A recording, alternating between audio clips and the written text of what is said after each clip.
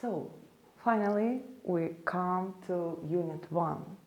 I hope you have already downloaded the plan for this course, and you see in front of you the points of this unit.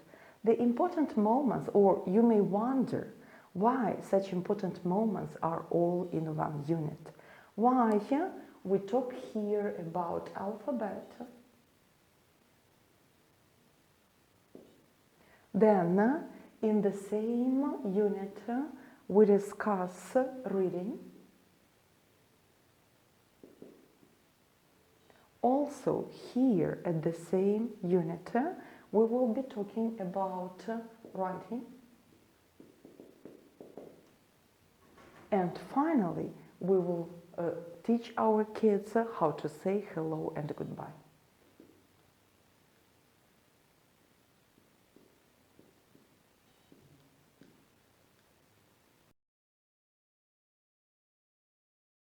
So you may wonder why such important topics are grouped in one unit. Let me explain why. So we view this unit as a reference. I mean, it is rather difficult to teach alphabet reading, to teach how to write, meaning how to spell, and hello and goodbye will be taught during many classes. But we can use this unit as a reference. We will go back to it every time we teach alphabet, or every time we teach a letter of an alphabet. We will go back after we have discussed or after we have taught a part of Jolly Phonics. We will go back when we need to remember how this or that letter is spelled, and probably for some time we will go back to teach the hello song and emotions and physical states. So, a couple of words about teaching alphabet.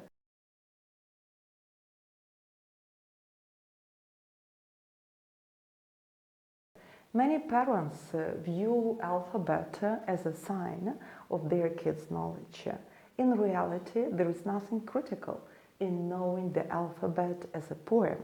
However, it is fun, and when you come to the classroom of 6-year-olds, you probably will discover that some of them have already learned alphabet with their parents, some of them learned alphabet in the kindergarten, and some of them have no idea of the alphabet at all. That is why I would recommend using different worksheets that I mentioned in the previous video. These worksheets are free. You can download different kinds of worksheets.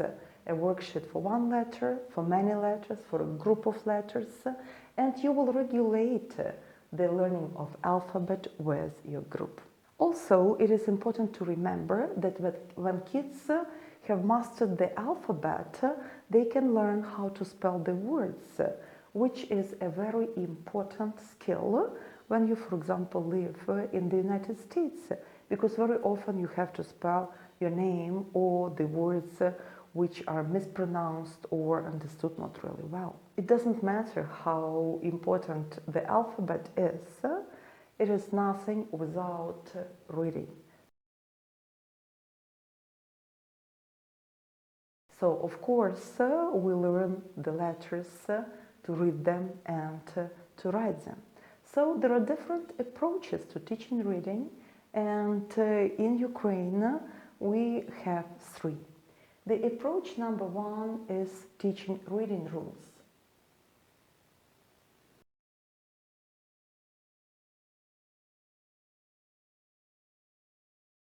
This is quite a wonderful approach when kids know the rules and they read the list of words according to the rules, and that is how they learn to recognize and analyze the language.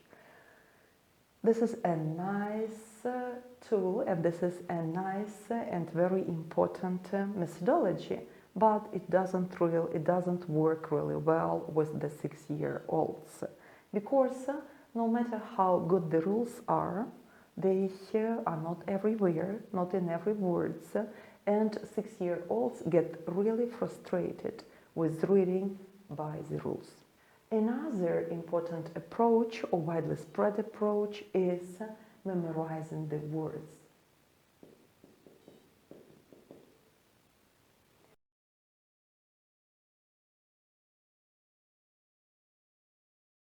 The students are taught to memorize the image of the word, and that is how they will probably be able to read even better than with the rules. But to remember the words better, or to remember the words well, they need to see them many, many times. So memorizing actually works well during many years, and it's rather difficult to start reading quickly with this way of teaching. And finally, the last widely spread approach is teaching phonics.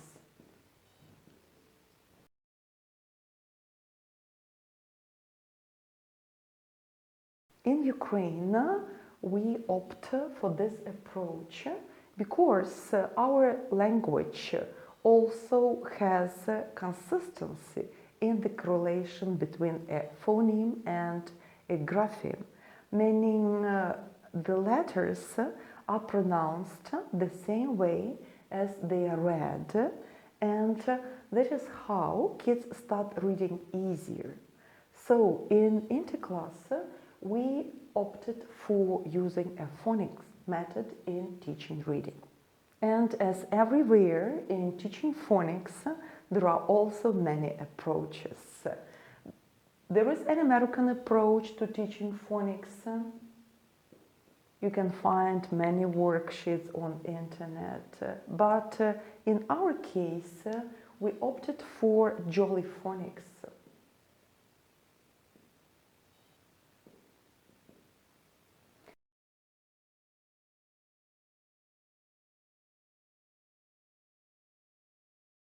I have already mentioned it in the previous video. This is a British company which created a wonderful approach by not only teaching the phonics, but also developing the movements for the phonics. And as we teach small kids, using their bodies is very important in learning. So we use Jolly Phonics as a preferable approach to teaching reading. But again, as we do not teach native speakers and we live in a passive language environment, Jolly Phonics are not everything for us. We take their videos, but we don't take their materials.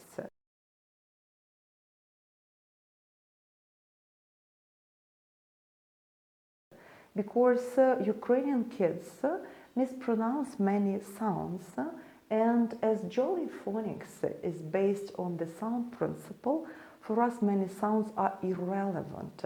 So we just take their videos, learn the movements, and start reading the groups of words that you will see in our resources.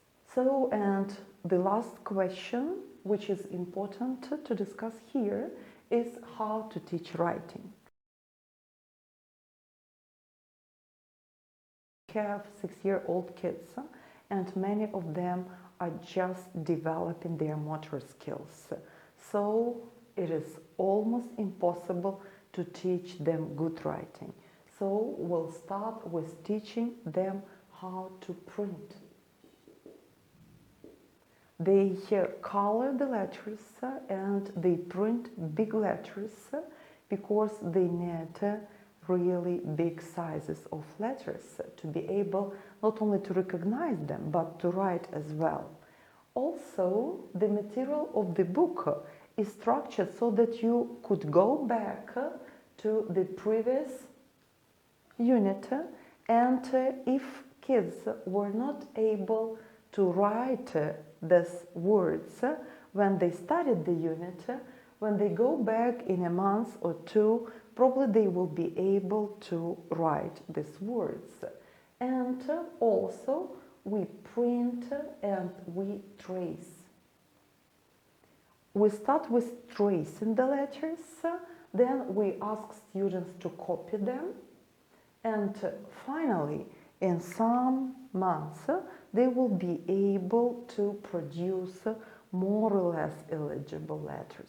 So in this lecture, in this section, we have overviewed the ways of teaching reading, writing, spelling, alphabet, and the resources that you can use. And the only advice I would like to give is keep your pace, do not rush. Kids have different ways of learning and they have different abilities. So don't get frustrated if your kids don't follow the materials really quickly. They will do it later.